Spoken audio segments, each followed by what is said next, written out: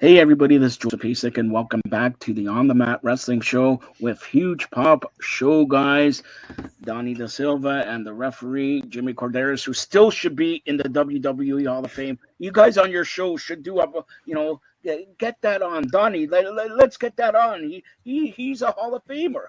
All right. Listen, Joe, I know, and everyone knows that Jimmy Corderas is definitely a Hall of Famer.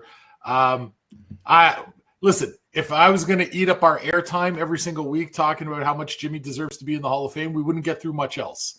So I think the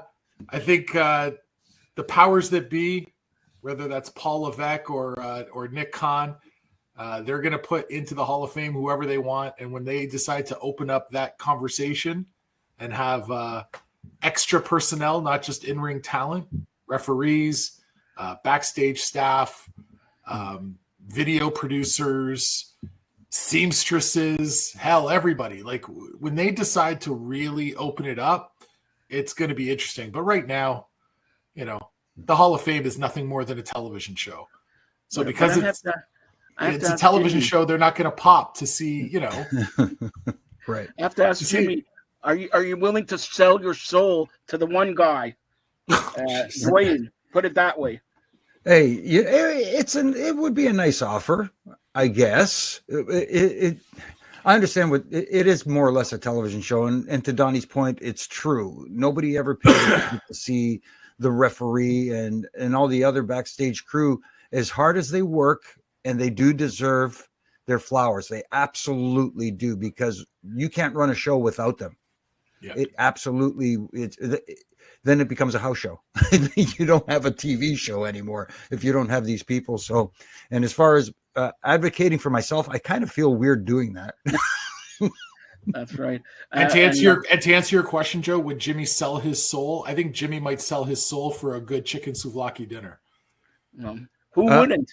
All right. Well, depends on from where. There's two places here in Toronto I would drive through a storm to get to, and I don't want to give cheap plugs here, but I think you know who they are.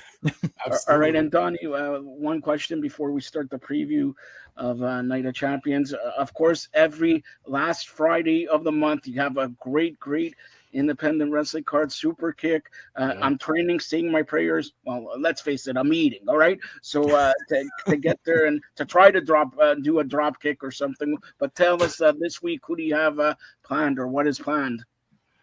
Super Kicked. So it's going to be Friday, November 27th. November. What am I saying? June 27th. I'm in a different. Wow. He was in a heat lays this week. Jesus. I was just about to check my calendar. I've been sweltering. Friday, June 27th, at the Great Hall on Queen Street West.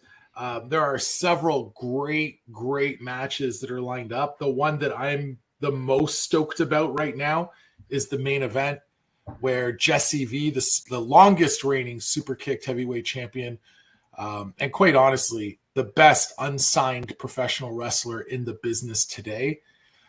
Jesse V is going to be going one-on-one with a man who's been wrestling 10 years longer than Jesse V has been alive. Wow. And that's Al Snow. And Al Snow, of course, you talk about Hall of Famers, there's a guy that could easily step into the Hall of Fame. Yes.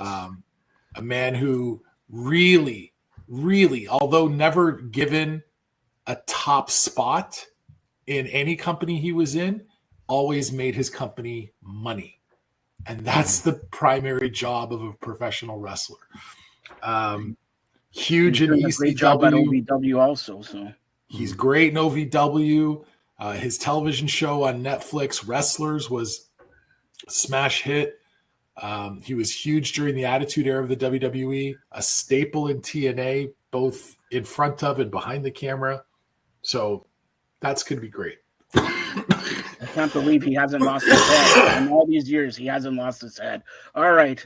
So let's get to, first of all, before we talk about it, all this problems in Saudi Arabia and all that. Jimmy, do you have, is the show going, hopefully, knock on wood, without any trauma there with what's going on in the world, put it that way? Well, as we're talking right now, everything seems to be business as usual. My understanding is everyone there is being well looked after. It's it's understandable. Everybody's going to be nervous. I mean, with the situation that's going on over there, but things, as far as watching the news, at least, seem to have settled down a little bit. But anytime you have a volatile situation, you're always going to be on pins and needles. And as someone who has traveled to Iran and Iraq for tribute to the troops in Afghanistan, I mean, those were those were scary times. But at the same time, once you get into the performance of it, it's almost like you escape that world, if that makes sense. It's almost like a little escape until the performance is over, and then you're back to reality and going, whew, we got through that. Thank you. Can you imagine, Jimmy, if Vince McMahon was still there and they were asking him whether or not the show was going to go forward? You know what Vince's response would be. This is when people need us to put smiles on faces, pal. Right. So the question to you is, if you had a chance, would you still go for this week's Night of Champions? It's funny. Thinking about it now, at least in this current regime, you have that option. Whereas before, you may opt not to go, but it would be faced with consequences. Now, it's more, it's a friendlier atmosphere, and, they understand if someone does not feel comfortable going and is adamant that they really do not want to go, that's okay. And it's not going to be like you're afraid to lose your spot now because you decided not to go. It's not going to be like that. It's not that atmosphere anymore. I'm really wondering. And personally, if I was asked to go, I would politely decline. I'm wondering, Jimmy, if that match between Dominic Mysterio and AJ Styles, if one of those two put their hand up and said, I'd rather not go. It's very, very, very possible. I mean, and it's easily explainable in this situation where you could say an injury, whatever the case may be, and explain it away where he's just saying that so he can be with mommy. You know what I mean? Well, there's ways to get around it, but it's very, very possible that either Dom or his family or somebody was uncomfortable with him going, and he decided, hey, guys, I'd like to opt out of this one.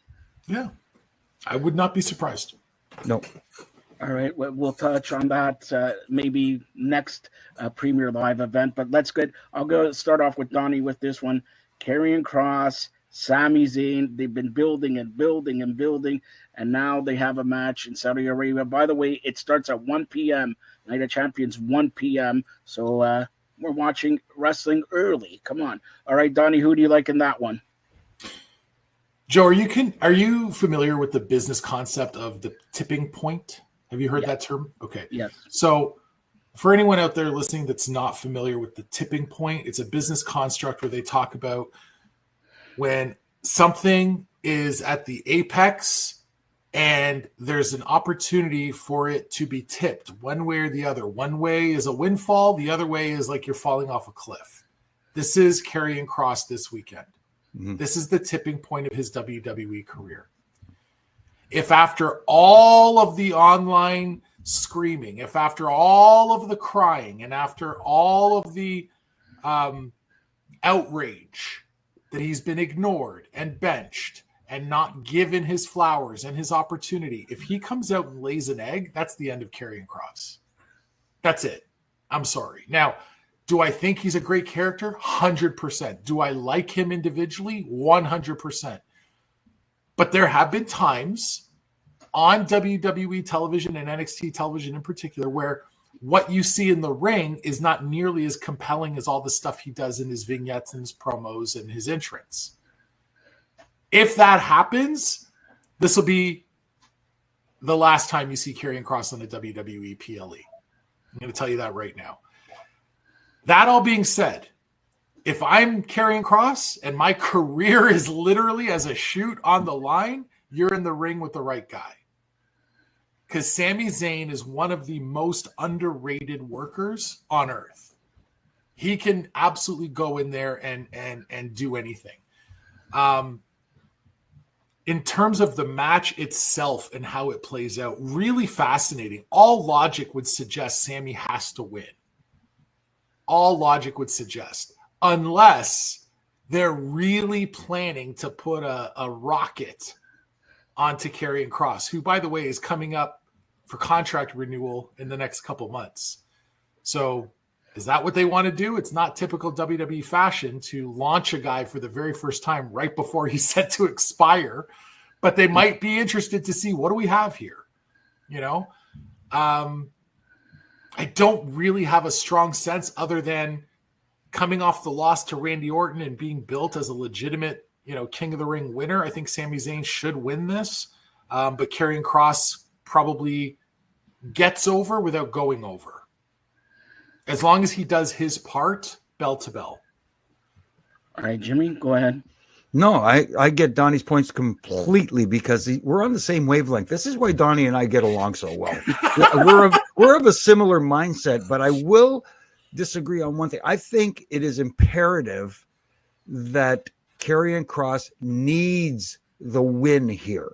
Okay. You know, a lot of times we talk about it, and Donnie mentioned it, that you can get over without going over. And that is 100% true.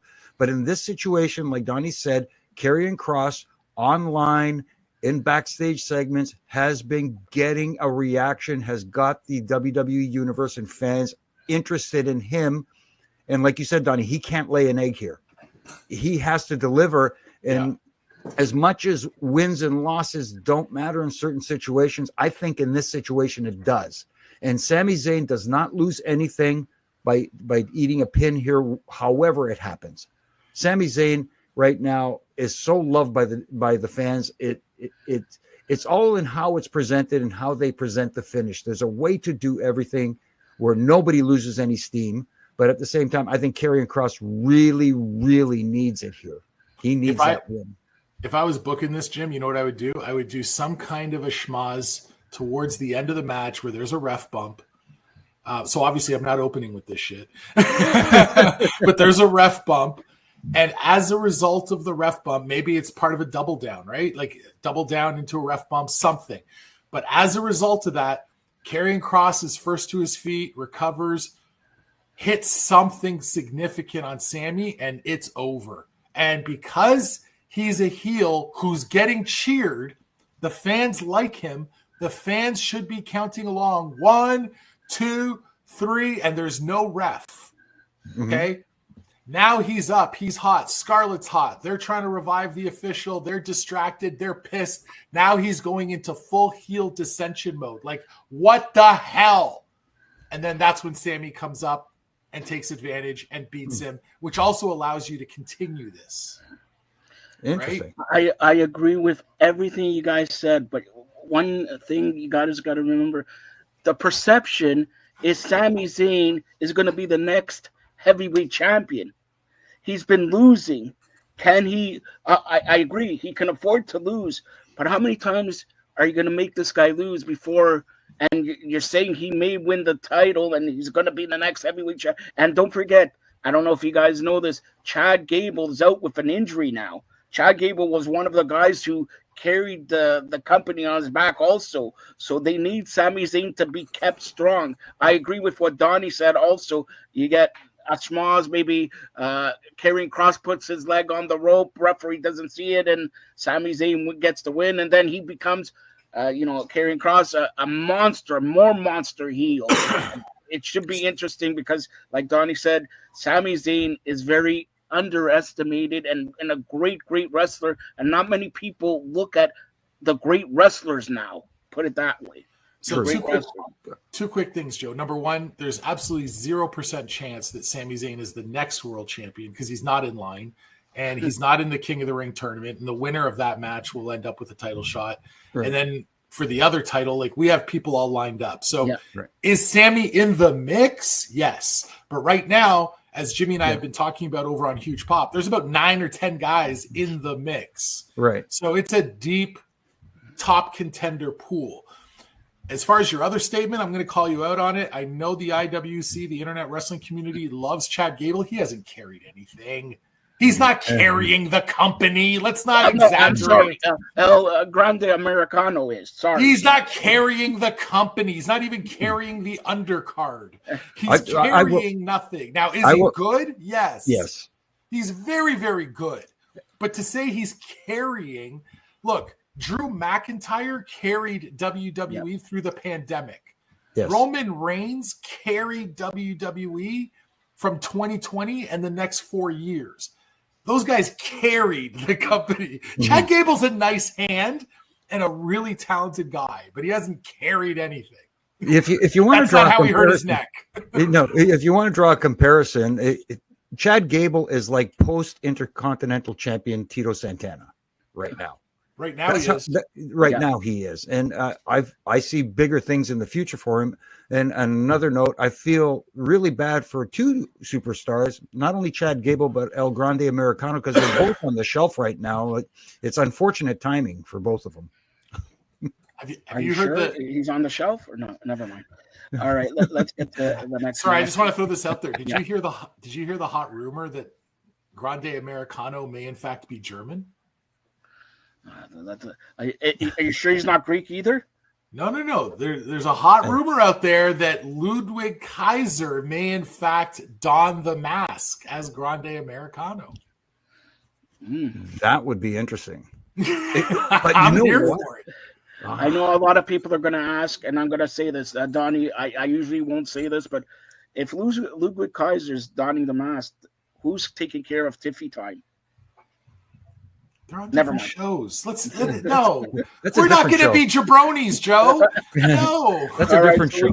We got the next match, Rhea Ripley against Raquel Rodriguez. Jimmy, start us off. I think this is an interesting choice to have in that location. Because, they have been elevating a little bit. They've been breaking down a little barriers by having the women appear on the shows in Saudi Arabia. So things are progressing there. But to progress all the way to a street fight, I think is a very interesting choice. I like the fact that Raquel Rodriguez is getting a prominent spot here. Because I know people say, oh, they deserve it. She earned it. And they've got something in Raquel Rodriguez. They got the potential to have another women's superstar in the mix. She has that potential. And to put her in the ring against someone like Rhea Ripley, I think will elevate her. And this is the opportunity in a street fight situation where you can have her come out on top, using nefarious means because she is a heel against Rhea Ripley. And again, Rhea Ripley is bulletproof. You're not going to hurt her. So this is an opportunity to, again, elevate someone like a Raquel Rodriguez in a situation where Rhea Ripley really doesn't need it at this point. One of our promotional partners with Huge Pop, a great website and great social media account, Wrestling Republic, they posted something a few days ago where they said, oh my goodness, Night of Champions, it looks stacked. What a great card.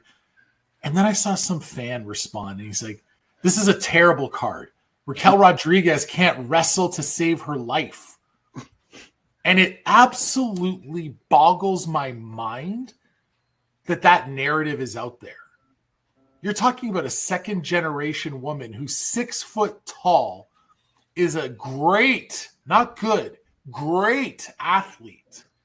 Okay. Tremendous body control. What's the biggest difference between Raquel Rodriguez today and Rhea Ripley 2.5 years ago? Dominic. That's it. That's the difference. Rhea was in the exact same spot. She was a background heater that almost never did anything on TV match-wise. And then she had this great storyline and got pushed to the moon. Raquel is one good story away from being a dominant piece of the puzzle. I'm of the mindset that Jimmy is. The right move here is to put Raquel over. And because it's a street fight, you can do so in a way that, I agree. Jimmy, Rhea Ripley could lose every match from here to the end till Christmas. And it won't hurt her one bit. She'll still get a massive ovation every time she hits the curtain. But in a street fight, you're even more protected, right? Hit her with a chair, hit her with a fire extinguisher, hit her with whatever the hell you want, hit her with the Slim Jim table. I don't care. But There's so many opportunities to do whatever. If Sami Zayn wins his match, Rhea Ripley cannot win hers. You can't have two underdogs both lose on the same show because you're not building anybody. If you have the two incumbents that are super, because these matches are parallel, they're very similar. You have two super over individuals against underneath people looking to prove themselves.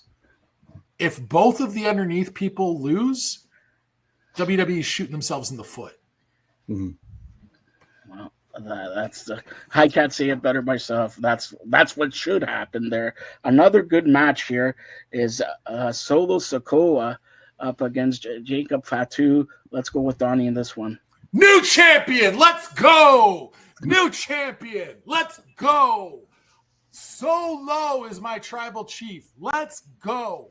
Absolutely 100%. Is it going to happen? Probably not. No. But that's what I want to see because I love me some Solo. If you've been watching WWE television for the last 2.5 months and you don't think Solo Sikoa is entertaining, turn off the TV. You don't like wrestling. Okay? Just turn off the TV. You don't like wrestling. Solo is entertaining, and he's doing it as a true heel. And there's all these people online saying, oh, he sucks. He hasn't won a match in Solo. Who cares? He's a heel. He doesn't need to win. The fact that he never wins and he's still so prominent shows you how damn good he is. This guy went from being the Temu version of the tribal chief, okay, which that whole gimmick was meant to troll the audience. Here's this kid that used to be the background heater, and all of a sudden, I'm the tribal chief. So how are the fans going to respond? Boo, you're garbage. We want Roman. That program, that whole storyline, elevated Solo in the eyes of the audience from a background player to a central figure, and it totally flipped Roman babyface. If you think that Roman turned himself babyface, you're an idiot. Solo Sikoa turned him babyface because he walked out of WrestleMania 40 as the loser and a heel. And the very next night on Raw, or on TV, when Solo's going, I'm the tribal chief, what did the fans do? We want Roman. We want... Solo Sikoa needs his flowers. So in other words, Jimmy, what Donnie's saying is Donnie loves Solo. I love you, Solo Sikoa. That's love you, Solo. Yes. Go ahead, Jimmy. Go ahead. That's exactly what Donnie's saying. He loves Solo Sikoa. And on that note, I agree that if you look for someone who has showed great improvement, and not only just in his work in the ring, on the mic, you see a new level of confidence almost every week with Solo Sikoa. He is hitting his marks, his facial expressions, especially. It's not only, see, people forget that, and Donnie could attest to this because he teaches promo classes. When you're doing promos and you're talking on the mic, it's not only the words you say, it's how you say your words and your facial expressions that go along with it. Solo has improved that so well that it just seems natural. It doesn't feel like he's cutting a wrestling promo. He feels like he's talking as Solo Sikoa, and he believes what he's saying, and that's great. That being said, this match I think is going to be very interesting. Obviously, JC Mateo having probably a little bit of an interest in this and probably will get involved. That being said, Jacob Fatu is just in another level right now, especially in the eyes of the audience. I agree with Donnie that I can't see him dropping the United States Championship right now, but at the same time, I think there's going to be a lot of shenanigans to continue this rivalry going forward. This may come to conclusion at SummerSlam, but this is going to be a big-time setup match for that. Again, I think the absolute right decision here is to switch the title. Jacob doesn't need it, and it will do so much for Solo. And listen, Jimmy hinted at something. JC Mateo is a wild card in this whole situation, but recently shown up for the first time on television after 12 months, Hekuleu. Okay? Hekuleu, and I had a little birdie tell me the Tama Tonga has been cleared. Yes. So, could we see the return of Tama Tonga? Could we see the return of Tongaloa? Could we see Hekuleu? If you got all those big hosses in there, and they're all contributing to make Jacob's night a rough one, he ain't leaving with that hardware. Mm-hmm. You know what I mean? Or could we see the return of Roman? If you're mentioning all those guys. No, Roman's not going to Saudi Arabia. No, not Saudi Arabia, but, it's bloodline again. It continues on there. So eventually down the line. Yeah. I could see this ending somewhere down the line in you never know, another Bloodlines rules match, because it kind of almost fits in with these two. The interesting thing, though, is Solo almost feels like he's graduated past the bloodline. Like this new thing he's doing is not Bloodline. They don't call it Bloodline. Right. They need a new name for whatever his faction is. It needs its own thing. But, Roman definitively defeated Solo to become the tribal chief, the first Netflix episode of Raw. And they don't need to touch each other again for the rest of the year, especially if Solo's the United States champion and raising hell as a mid-card act. I think that's a great spot for him and the rest of the Tongans. And one thing I forgot to mention, a friend of mine told me about Roxanne Perez and Rhea Ripley and Raquel. What about if, Roxanne Perez with Raquel Rodriguez and Dominic form a new Latino heat? They're all Spanish, and one of my guys suggested that can happen, because if you saw Monday, Raquel Rodriguez came to save, or Roxanne Perez saved Raquel Rodriguez, so maybe they're going along that line, because Liv Morgan's gone for 6-8 months, so, and they still never told you what's going to happen with the tag team titles, so I'll put it that way. Now, let's talk about the king and queen of the ring. Let's first start off with a queen. This is interesting to me because Asuka coming back, they put her in the final up against Jade Cargill, and Naomi's still lurking around there. Let's go with Donnie in this one. Who do you like in this one?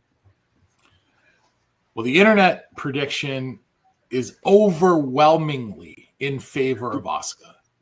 She's returning. She's the Empress of Tomorrow. She's definitely on a short list of the best female wrestlers in WWE history. No doubt. One of my personal favorites of all time. That all being said, I think Jade Cargill should win. I think Jade is up there with what Jimmy was talking about when he mentioned Solo Sikoa. I think Jade Cargill is one of the most improved performers in the ring over the last 18 months.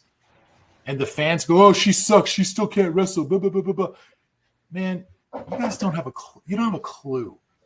You don't have a clue. She learned so much, in my mind, from her tag work with Bianca in terms of how to be a babyface, how to fire up, how to work the crowds, how to sell. Her moments between moves, she's actually like giving stuff time to breathe. The match she had on Monday Night Raw with Roxanne Perez, I know people love Roxanne. Oh, she's such a great wrestler. She's so good. She's so good. Why are they making her lose to Jade? Regardless of what the result of that match was, Jade outworked Roxanne Perez. And if you don't think so, you're welcome to come at me, but you're wrong. She outworked Roxanne Perez. She told the better story. In fact, she carried the thread of the whole story, did Jade Cargill. I love when a king or queen makes the gimmick part of their character, and I could 100% see Jade pulling that off. Typically, you like the king or queen to be a heel. This could be the thing that makes her heel. If she's fully done with Naomi. If she's not done with Naomi, you can't make her heel. Right. If there's any plan to put her back together with Bianca, you can't have her win this match. But I think that the time for Jade is now. And Jade in a title match at SummerSlam sounds like good business to me. All right, Jimmy. That's interesting. I was almost on the other side until listening to Donnie. Now he almost convinced me that that's the. It's a tough decision, like you said. Asuka returning from a long absence. People want to see her be in that title picture. They want to see her in that match. But then again, you have to think of what's best for business long term, because Jade does have a storyline with Naomi, with Bianca, being in that mix for how long now? And she has shown improvement. And I know people are, like Donnie said, people are complaining how she isn't good in the ring. I got news for you. She's just fine in the ring. Yeah, she's totally solid. She's solid. And that's the other little things that she's learned along the way, like Donnie said, about presentation, taking her time, pacing, selling, facial expressions, every little thing as she has improved on. That being said, I can see Jade being the person to go. Her presence, what really sold me with what Donnie said was, I can imagine her coming out of, for her entrance in that smoke and all that stuff, and the lights coming up and her looking like a goddess with that crown on. Just from a visual alone, you sold me. Although now that you're saying that, I'm thinking to myself, well, an empress is kind of like a queen. Well, Io Sky and her on Raw, and like we said, Naomi and Jade still have unfinished business. Let's put it back. And that's the thing. A lot of people are talking about how, they're doing this to set up Io versus Asuka. And that's fine. But is that the money match for SummerSlam? No. There's no heat, right? There's no heat. It's two BFFs that are going to fight. There's no heat. So that's not the match I want. If anything, I would love to see Jade go over, Asuka get pissed, and now Asuka's in Io's corner for that match. Asuka screws Io. Now we have heat. Mm-hmm. This is long-term booking, by the way. Anybody who's listening to this, okay? It's 1 month out. Yes. All right, so let's talk about the King of the Ring. This week, Cody Rhodes beating, Uce, then going up against another former friend or current friend, Randy Orton. Donnie, who you call as the King of the Ring? This is tough. And one of the reasons it's tough is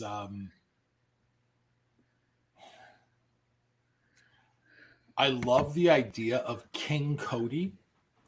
I love the idea of Cody winning and having this start to descend him into a little bit of madness. And he made a comment at the Fanatics convention that he thinks his time as a babyface is coming to an end. I think that would be fantastic. However, the damn stipulation on these king and queens that you get a SummerSlam title match makes me think the winner is not doing a heel turn, because both of the champions are heels. So that's not happening. That all being said, could Cody still win this match and go away with it? Yes. I've told Jimmy before on an episode of Huge Pop, I'm dying to see Randy versus John Cena again, because critically, Randy versus John Cena in St. Louis this year was light years better than WrestleMania with John versus Cody. It was light years better. Right. And Randy Orton, Jimmy has said this many times, is the most complete professional wrestler on earth. This is tough, man. I mean, you make Randy the runner-up to King of the Ring 2 years in a row. That's why I think Randy can win. And there's a thing that nobody's talking about, and I know what Donnie's going to put me down here and all that. Goldberg, Gunter. I just don't think he's going to come for one match and retire. I think they're going to give him maybe the title for a week or 2 weeks, because between Saturday Night Main Event and SummerSlam is 2 weeks. They've already announced it's Gunther's last match. Yeah. Or sorry, not Gunther, Goldberg's last match. They've already announced it's Goldberg's last match. So those fan theories can go out the window. And plus, with Goldberg versus Gunther, I know we're going to talk about that, or maybe we won't talk about that, but Goldberg versus Gunther. Listen, Gunther is going to be lucky to get out of there injury free. So I don't talking think to Bret Hart. I see. Never mind. No, I'm not actually, because Bret's whatever. I'm talking about, like, by Goldberg's own admission, he doesn't have the wind right now to work. Right. He's struggling to run the ropes. He's struggling because he's almost 60. Yeah. Like, I'm sorry, but Father Time is undefeated. Does he look incredible for a man his age walking around? Hell yes. He looks phenomenal. But that's different than ring shape. And Gunther is a freaking cardio machine. So I don't see any scenario. I know everyone, Goldberg's going to win and then Seth's going to cash in. That could happen, of course. To me, it's a stupid choice if that's what happens. Really stupid choice. I would rather have Seth cash in on Gunther. 100%. Yeah. 100%. If they're planning a cash in, that's the one that makes the most sense to me. And you can protect Goldberg in this one because you have all the outside players with Seth who can take care of Goldberg. He comes to cash in and make it a 3-way, kind of like they did. Was it here? I think it was here when they did the Money in the Bank with Drew, where he came to cash in and made it automatically a 3-way. And what happens in a 3-way? There's no disqualifications. Right. Now you protect everybody. Anyway. And you know what? Like, to me, that booking that is all over the internet of Goldberg beats Gunther and then the cash in, that the only way that can possibly happen is if everyone in the WWE is out to get Goldberg and embarrass him. His last night ever, and you're going to screw him. A cash in comes across as a screw job, right? Yeah. You won the title and 30 seconds later you're dropping it. It's a screw job, right? So that's his last night in the business. That's what he brought out his wife and kid to watch. I think it's better to nobly go out on your sword and then raise your hand to the crowd and be like, I tried, but I'm 100 years old. But all that being said, Cody versus Cena seems to be the direction that they're going to go. I would prefer Randy versus Cena. So to me, this one, if you're doing a Vegas line, it's a complete pick 'em. I don't know. Jim, what do you think? Me personally, like you said, I'd love to see Randy versus Cena one more time. Those guys have a history. There's a story built in with Randy wanting to not only catch Cena as the most world champion title reigns, but also surpass him. And this would be another step towards that. But that being said, Joe brought up an interesting point about what happened last year at King of the Ring in the finals with Randy and Gunther. It was a controversial finish. Yep. And it worked in favor of the heel. Now, if we were to have some kind of similar controversial finish where Cody, instead of being the honorable babyface, takes advantage of the situation and does come out ahead, now you have the beginnings of what people were hoping for is the eventual Cody heel turn. And then he goes on to face John Cena at SummerSlam. Something happens there. And again, he gets screwed out of that opportunity to become champion once again. And that sets him and sends him off the rails. It's possible. Yeah. I don't know. Just throwing it out there. Just throwing it out there, spitballing. Although I will say, if Randy gets screwed 2 years in a row in the King of the Ring finals on a technicality, to me, I'd want him to go heel. I'd want him to go scorched earth. But but at the same time, I don't see that on the bingo card right now because he's so good in his current role. Like he's so good. But he could be like, if I may, Donnie, he could be like that old Stone Cold Steve Austin type character where he ends up RKOing everybody, like Steve used to stun everybody, and the place would go banana. Thank you, Pat. Thank you, Pat Patterson. Yes. So what, and I'm going to say this, I know we have one more match to talk about, but John Cena, 17-time champion. What is preventing him to be an 18, 19. Why can't he lose the belt? He can. I said this on Huge Pop in my mind, because now, if my math is correct, we're down to 15 appearances for the rest of John's career. I think that's right. Might be 14. Yeah. 14, 15, doesn't matter, but go ahead. It's going to matter when we're down to 2. So at this stage, it does matter, especially when you're projecting out the rest of the calendar year.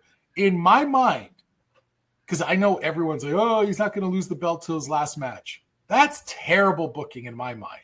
I don't like that. I would rather see him lose it soon, go away for a few weeks, and then when people got him out of his mind, then bring him back again, and then, let the reaction be what the reaction is, because they're cheering him anyways. And now maybe the last quarter of the year, the people are just with him, and he's just going on this revenge tour for the last few months, culminating with Saturday night's main event in Boston. Well, that's the one thing I want to tell you. It's from what I have heard, like Donnie said, a little birdie, he is going to retire as the champion, and the winner of the Royal Rumble will become the next champion. That's what I promise you. That's not happening. Your birdie is drunk. I promise you. You can quote me. If that happens, Joe, you can have my car. That's not what happening. car is it? Oh, you don't want his car. You don't want his car. All right. No, it's too big. Again, it's too big. It's this big SUV thing. In Saudi Arabia, something funny always happens. All right. And Royal Rumble next year. Go ahead, Jimmy. Sorry. Go ahead. No, as far as this match goes, obviously, I think John Cena emerges still champion. However that happens, I think the match will be entertaining with CM Punk and him, because these guys are two pros that know how to take their time. They don't have to do twisting, burning 450 hammer Phoenix splashes to get a reaction. These guys can get a reaction just by standing there and staring at each other, a la Hulk Hogan and The Rock. That being said, I can envision, and again, I'm fantasy booking here, John Cena ending his term in WWE, still WWE champion, Universal, whatever you want to call it, as he is taking his curtain call. Someone's music hits. If you smell what I'm cooking, he comes out to the ring and asks for the title belt. You fulfilled your obligations to me. You sold your soul. Now it's time for you to hand over my property. John Cena says, wait a minute.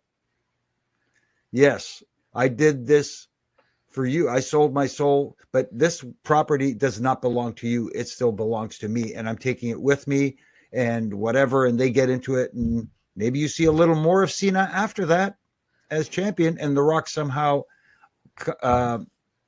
ends up with the title, and we finally get our Cody Rock match that we've been waiting for, because it ties back to WrestleMania 40.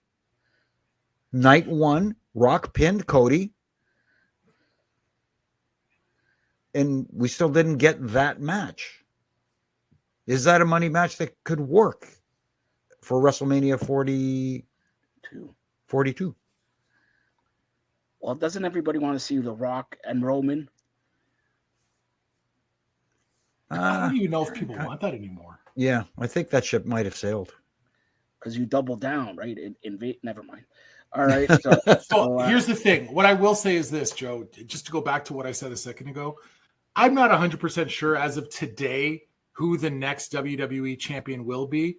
I disagree with your comment that the next champion will win his 18th title. It will not be the champion who has won so many times in the past. His name is Vacant. I do not believe Vacant will win his 18th title, because the WWE / world titles have been vacated 17 times previously. I do not believe that Vacant will win the 18th title and then have it decided at the Royal Rumble. That is the worst piece of business possible. What is the number one job of a star leaving the territory? To drop the belt. You got to make someone on the way out, kid. Mm-hmm. And if you don't, you suck. To quote our friend Al Snow, that Jimmy and I are going to be spending some time with this week, It's not about who you beat. It's about who you made. Mm-hmm. And John Cena has helped make a lot of people. But if nobody gets elevated by him dropping the title and he literally goes home with it, this entire year was a waste. Someone has to come out of this stronger on the back end, and it's not by winning the Royal Rumble and becoming new champion. Right. So I will bet my house that doesn't happen. Now, first it was his car, now it's his house. Is his house better than his car, Jimmy? Yeah, I'll bet he's elevating his game right now. Yeah. All right, don't forget, Night of Champions happens this Saturday, 1 p.m., Saudi Arabia. Before we close it out, I'm going to ask you a couple questions that everybody's talking about in the wrestling world. People are now saying there'll be 2 WrestleManias a year. My question to Donnie, I know, look, it's him shaking his head. He's going to make me look like a mark, an idiot, whatever. There's night 1 of WrestleMania. Then there's night 2 of WrestleMania. Is there going to be night 3 of WrestleMania, night 4 of WrestleMania? And there's like 75 premier live events. And AEW has pay-per-views that last 4 hours and a half and all this. They wait a minute. They cut their times on their pay-per-views. I was going to say 4.5 hours. That's the shortest AEW pay-per-view ever. Yeah, but that's Canadian time, not American time. Exchange rate, right? Yeah, exactly. Can we take another 2-night WrestleMania? No, it's not going to happen. Look, I saw that same story, and always when I see these ridiculous stories, I check the source. Oh, it's Sportskeeda. All right, GFY. No, you don't believe anything you read online from a clickbait website, folks. You don't. No. Don't even waste your time. Do you know how much time Jimmy and I spent talking about this rumor? 0.000 seconds. Because we both probably saw it and said, this is nonsense. Now, is it possible that one day WrestleMania could add a 3rd night? Could WrestleMania turn into a Friday, Saturday, Sunday event? 100%. Could they decide that SmackDown, the week of WrestleMania, is part of WrestleMania? Sure, they could. Will they? I don't see it. But could they? Yes, they could. Could they, in theory, add another 2-night PLE? Well, we know they're doing SummerSlam. SummerSlam, yep. It makes more sense than it should to do a 2-night Royal Rumble. But other than that, I don't see it because you don't want to oversaturate. The market is already oversaturated. Almost every weekend, we've got 2 pay-per-views from somewhere in the wrestling world. When there's a weekend with no pay-per-view, I take a deep breath and go, oh, thank God. Thank God. Mm-hmm. I can go outside and get some sun, But no, there will never be 2 WrestleManias in the same calendar year. I'll bet Jimmy's house on that one. So, Jimmy, I'm going to ask you, the next time you guys are going to be on the Fired Up Network is July 11th. And July 11th, we have All In, and we also have NXT Great American Bash, and we have Saturday Night Main Event, and then July 12th we have Evolution. Now, wow. I'm gonna ask this question to Jimmy, and I know what Donnie's gonna say. So, before you do that, July 11th, when you guys are talking All In, I'm sick that day. Yeah. That episode's gonna be longer than an AEW pay-per-view. That's right. That's right. So I'm just speaking about July 11th, 3 p.m. we got AEW. 3 p.m. we got NXT. Jimmy, I'm going to forget about Saturday Night Main Event because all of us are probably going to watch at 8 o'clock Saturday Night Main Event. All right. 3 p.m. NXT or AEW, considering AEW is like their WrestleMania. All right. Mm-hmm. What would you be watching? Forget about give me 2 TVs, 4 TVs, 2 cars, whatever. What would you be watching? To be completely honest with you, on the TV, on the main screen, I will have AEW All In. But on the smaller screen, somewhere in the background and kind of keeping an eye on it, I will have the NXT as well. Because I'm not one of these people. I hate going back to watch. The only thing I like about going back to watch is you can fast forward through it. Yeah. But I feel that when you fast forward through stuff, you miss stuff. whether it's good or bad or otherwise, you end up missing stuff that could become discussion points. Could. Especially, you know what I mean? Like whether it's something that, from a psychology standpoint, say, wait a minute, that didn't make sense. Or something else that we go, oh, that was really good. Love to talk about that. And why? Anyway, that's why I don't like the go back and watch, because I tend to fast forward through stuff and I end up missing, even through promos. Sometimes you miss something that's said in a promo. I don't want to sit, especially if a promo segment's 20 minutes. I don't want to sit there through a 20-minute promo when I have the option of clicking click FF. So I hear. I don't know. I'm going to ask Donnie. Right? Donnie has an hour free from like 7 to 8 before Saturday night main event. What about having a promotion super kick on that Saturday? Because you're not doing anything from 7 to 8, Donnie. The super kick calendar is pretty stacked as it is right now, so I think we're good. But I will say that I think it's funny that Jimmy's justification for why he's going to watch All In live is my justification for why I'm not, because I'm fine with missing stuff. I'm totally fine with it.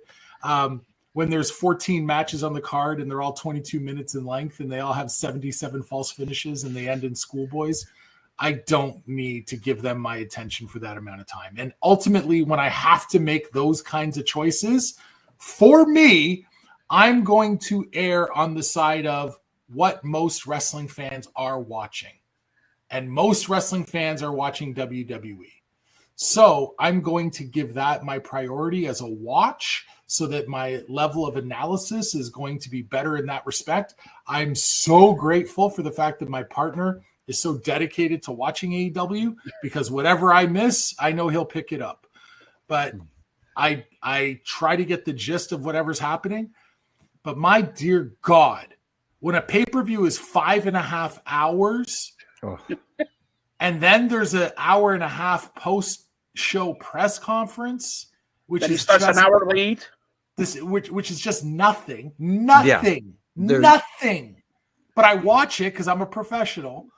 Oh, for the love of God. It's just a big circle jerk. Stop blowing yourselves and let's do something productive here. I got to jump in just for a second here, Donnie, because obviously there's a perception online that, if you guys are just AEW haters and stuff like that, and you guys are constantly back. There's a difference between constructive criticism and bashing, which people, you say something that is connoted as negative, all of a sudden you're a hater. No. And why aren't you so critical of WWE as hard? Or why aren't you as harsh on WWE as you are on AEW? Let me put it to you this way. Right now, between the two companies, which one needs less help with gaining an audience and moving forward? One guy over here is kind of doing okay. So whatever critique you're going to give them, they ain't going to listen, right? Because they've got it figured out. They've found their lane. The other guys that can use some critique should listen to whoever is talking, whether they could use it or not, whether they agree with it or not, whatever the case may be. So if I'm a little bit harsher on them, it's because I feel they need a little more encouragement. They need a little more coaching. Maybe something I say will spark something. Maybe something another veteran will say will spark something in them and say, hey, you know what? So-and-so said this. Maybe we should think about that. That's all. Instead of fluffing it off as, he's just an old man screaming at clouds. Blah. He's just a shill for the other guys. Blah. No. I have no vested interest in anybody. Nobody's paying me a check. I'm not getting the blue check from Stanford. I don't care. I'm just trying to help. And if people can't see that, well, that's your problem. That vein, you could say, you said it, 14 matches on AEW. WWE has gone less on every Premier Live event. They got 5-6 matches, and these guys got 14, 15 matches. No, the WWE PLEs have been capped at 5, and most of them have 4. I'm hot that this one has 6. Yeah. Like, what are you doing, Hunter? You're killing me. They might go all the way to 3 hours. Come on, bro. I'm trying to get on with my Saturday. And here's the final question. Jimmy, we talk about AEW, but I'm going to ask you, how many titles does Mercedes Moné need? Because if she wins another title, she's like 6-belt champion. I think there is a title somewhere in the Netherlands that she doesn't have. So maybe she can go. Iceland has one as well. Yeah. I don't know. How many titles is too many titles? And when is she going to defend 8 titles? That's the problem. What does she do now? She wins one title and she automatically gives up the others, so she's got to travel to all these places to drop these titles individually. And what does that mean if that happens? But here's the thing that no one is talking about with Mercedes Moné. What's her gimmick in AEW? At this stage, her gimmick is she never loses and she's the champion of everything. That's her entire identity as a character. Does that remind you of anyone? Maybe someone who's going to be making their return at Saturday night's main event? Where his entire character was based on never losing. And what happened to that individual when he lost? He never recovered his momentum because everything he did was all based on the fact that he was undefeated. And the second he took a BS loss, his steam was gone. We talk about how some people are bulletproof. He was made of paper mache. It was all smoke and mirrors with Goldberg. Okay? And then what happens? He goes in his WWE career. He may have lost as many matches as he won in his entire WWE career. So when his music hits, he still gets the pop from the old heads. But once he starts going, you're like, that's not so good, is it?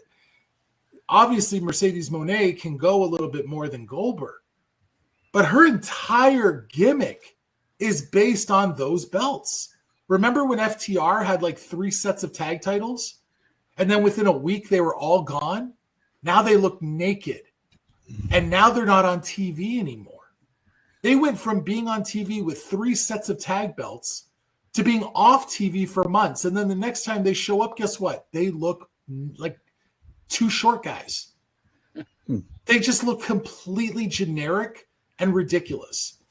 Mercedes is running this risk right now of making her entire character about the belts. That's a bad place to be for a pro wrestler. I'm going to talk to my CEO and maybe she'll agree. All right. So that's it. All right. Well, an hour of riveting show here. Now, Donnie, tell everybody what they can expect on Huge Pop Radio, the show here. And I hear some guy from Brooklyn. I think that guy from Brooklyn should make SummerSlam.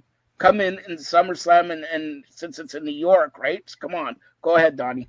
If they need someone to manage the pre-tapes backstage, I think the Brooklyn Brawler might be available. If you want someone to get in and take a bump, I think we have other guys available. But yes, the Brooklyn Brawler did sit down with Jimmy and I this week on Huge Pop. You can check out the interview right now at hugepopradio.com. It's on the Fired Up Network.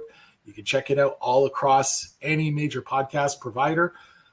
Jimmy ran into him recently in Quebec for a convention, and they reconnected after many years. And we said, "Hey, Brawler, come join us." And okay, I love you, Jimmy. I'll come talk to you. So that's the way that all went down. And then coming up in the next couple of weeks, Jimmy and I just did a fantastic hour-long interview with Damian Sandow, the intellectual savior of the masses, and we are going to be doing a sit-down face-to-face in person on Friday with Al Snow, which I think is going to be a lot of fun. We've interviewed Al already a couple times on Huge Pop. You can go check out the archives, but he's always great. The beautiful thing about Al Snow is every time you talk to him, you can't help but learn something new. 100%. His brain, he's just on another level when it comes to his knowledge and his experience in wrestling. Hey, what do you guys know? Hey, you know what I think? I think this is the shits. Should ask Aaron how do you like babysitting Santino Morella's kids? Put it that way. Oh, he loves it. He loved it, but oh yeah, he loves helping him clear out. You'll hear about it. Don't worry. That's it. All right. So tell everybody, Jimmy, how they could get a hold of you social media wise, and Donnie, once again, Huge Pop Radio. So go ahead, Jimmy, first. Yeah, of course, you can catch me on all my social media platforms at Jimmy Corderas on Twitter, at Real Jimmy Corderas on Instagram. I'm on Facebook as well. I do my ref and rants daily from Monday to Friday. Again, like I said, little critiques, little things that I think could help tighten some screws here and there. You can agree with me if you like. If you don't agree, you're wrong. But anyway, and of course, Huge Pop Radio every week with my good brother Donnie Da Silva. We bring it down like Donnie said. We have some great guests on. We have some interesting conversations. It's not interview, it's a conversation, and that's what I love most about it. And I get to reconnect with some old buddies too. That's the best part for me. All right. And for me, I think I have pretty much all the socials that are out there, but really the only place to get at me is Instagram. That's just where I live. So on Instagram, it's Donnie DONNIE .da Silva. That's DA, not D apostrophe. I don't even think apostrophes work. So Donnie Da Silva. And then for the show itself, it's Huge Pop Show at Huge Pop Show. Do not go to any other Instagram account labeled as Huge Pop. Those guys are haters and posers and wannabes and just trying to live off our success. But at Huge Pop Show, you can find that on Instagram. And yeah, we're always growing and building, and we would love to have more people from the Fired Up Nation come and hang out with us. And Donnie, final question, not about wrestling, because I know you're a big basketball fan. Just last night, the draft took place, round 1. What do you think of the Raptors draft pick? Oh, fuck that kid. No, they.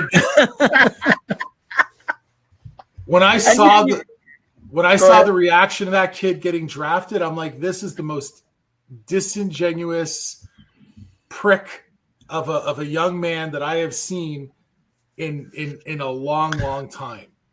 When you see a kid audibly curse at the fact that a team just drafted him, to hell with you. To hell with you. We don't need a 6'7" forward that can't shoot. We have lots of those. So you know what? To hell with you. I don't understand. At some point, I have friends that work for the Raptors, and I've had a chance to get to know Masai a little bit over the years, especially when I used to do my old basketball show. I would love to find out how Masai Ujiri, who has been such an advocate for the African basketball stars, how he didn't take that 7-footer that was on the board and everybody wanted. He wasn't supposed to be there. He was supposed to be gone by the time the Raptors picked. And then they decided to take a 6'6" kid that can't shoot. I don't get it. And a kid that clearly wasn't happy to come to Toronto. Okay, I'm gonna be fair to Jimmy here, because it looks like next week Mitch Marner's turn with the Maple Leafs for like 15 years has come to an end. All right. Good. Yes. Listen, this is Jimmy. All right. You had your chance with basketball. Okay. Right? This is Yeah, Jimmy. you got your shit in. It's my turn. All right. That's right. Okay. Give me your thoughts about Mitch Marner, and give me your thoughts about losing Mitch Marner. It looks like they're going to lose John Tavares. They have lost Borja Salmi. They have lost Brad Marsh. They have lost all this. Are they going to win the Stanley Cup by 2036? That's all I want to know. 2036. Hopeful, but I'm not. I'm not betting anything on that. I'm not betting a car or a house. I'm not even betting my cell phone. Mitch Marner, talented player who doesn't have a heart, is not a playoff player. Bottom line. John Tavares hurts because John Tavares is a guy with heart, and you could see he played with passion here. It's just that he didn't have a supporting cast, and he was. I felt bad for him when the C was removed and given to Austin Matthews, and it's not a shot at Austin Matthews, but he's not a leader. John Tavares is a leader, so that one's going to hurt big time. And a lot of rumors going around. Well, would you love to see Brad Marchand take the place of someone like a Mitch Marner? 1,000%. As much as I detest that guy playing against them, that's the kind of guy you'd love to have on your team. And that's what Florida does best. They built a playoff team. Where did they finish in the regular season, Joe? Where did they finish in the regular season? Third place. The Leafs finished first, and they finished third behind Tampa. It doesn't matter. As long as you make the playoffs, you build a playoff team, and they will get you there. That's what Florida just prove to everyone. Unfortunately, they're going to be, I don't want them to be the Kansas City Chiefs of the NHL, but hey, I'm not sorry to see Mitch go. I'm sorry. I'm not heartbroken over it at all. You mentioned Brad Marchand, and I'm going to ask Donnie also. Okay, but $9 million a year. It looks like he wants $8.5, $9 million a year. Would you sign him if you're a Maple Leaf, Jimmy? Would I sign him for $9 million? For yes. That's a hefty price tag. But then again, if it depends on who you have around him. Like if you needed a guy like a John Tavares to be there with him, and if you're going to lose him, like you got to keep the core players that are going to help you. There's a few guys on defense. They need to bolster that defense as well, and that's going to cost a pretty penny. So, do you take a chance on spending that much, knowing that you're not going to have as much left over in your salary cap to purchase, to bring in other players? I don't know. That's a tough call. Donnie, what do you say for $9 million? First of all, I just think it's hilarious when we're talking about $9 million as a big price tag, because I'm a basketball fan. $9 million doesn't get you a third string center. Like, it's so ridiculous, right? Like the scope of business in the NHL is so unbelievably opposite of the NBA, where it's like guys are now signing for 40, 43, 45 million a year. And we're talking about $9 million, a lot of money. I'm like, yeah, it is a lot of money, but in the concept of Major League Sports, it doesn't feel like it should be anymore. Would I give it to him? Yeah, I'd give it to him, because you know what? It's not my money, so I don't really care. And guess what? You got to take a swing and do something, because what they're doing isn't working. And Brad Marchand's a proven winner, and that's an intangible that you need. I do think that losing. Tavares would really hurt. No, Marner and Colin Murray Boyles can both go fuck themselves. The two of them, they can go hang out together and be BFFs.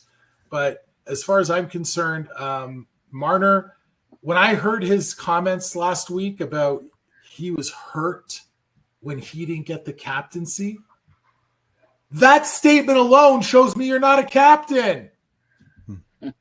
Oh, my feelings were hurt. They didn't make me the captain. Shut up. You know what? I'm going to tell you guys. Come next June, when the World Cup is here, we're doing another show. All right? Because I could see you're going to complain about this team and that team and every team like that. I think we should do a new soccer show just for 1 month, from June to July of the World Cup. Donnie, who do you got the World Cup in Canada, U.S., and Mexico? Who do you got winning the World Cup? Same team I always have winning that never wins, Portugal. But the thing is, I don't give a rat's ass about soccer other than Euro Cup and World Cup, because at the end of the day, soccer is a sport for 6-year-olds. So I really don't care that much. Okay, Jimmy, do you agree with that? I wouldn't say 6-year-olds. I'd go up to 12. But okay, no, unless Greece is in the mix, I just casually watch. Yeah. All right. Stay tuned for more great programming here on the Fired Up Network. Check out Huge Pop show here, and great interviews coming up. And enjoy Night of Champions. Thanks a lot, guys. All right, Joe. Take care, Joe.